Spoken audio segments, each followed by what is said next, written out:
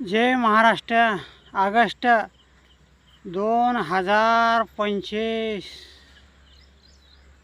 महाराष्ट्रातल्या आणि देशातल्या शेतकऱ्याच्या आनंदाची माहिती हवामान सांगत असतो आम्ही. खरी आनंदाची बातमी.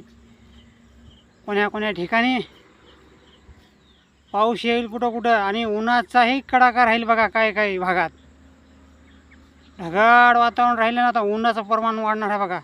ऊन पडलं की धग झाली की पुन्हा पाऊस यायचा बघा.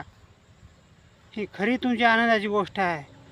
परभणी जिल्हा, हिंगोली जिल्हा, नांदेड, लातूर, उस्मानाबाद, रायखेड, जालना, संभाजीनगर,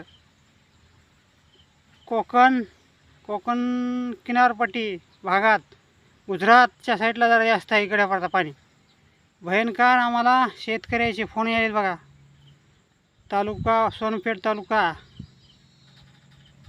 मुखेड, सांगली, सातारा ह्या ठिकाणाहून फोन आले ते बघा. पाऊस कधी उघडणार आहे म्हणालेत.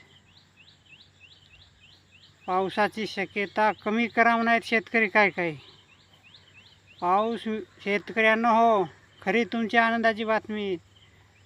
उद्याच्याला पाऊस काही भागात आहे आणि काही भागात उन्हाचा धडाका याचा आणि सहज पाण्याचं बी अर्धा घंटा कुठं घंटा आपापलं सांभाळून राहा बघा.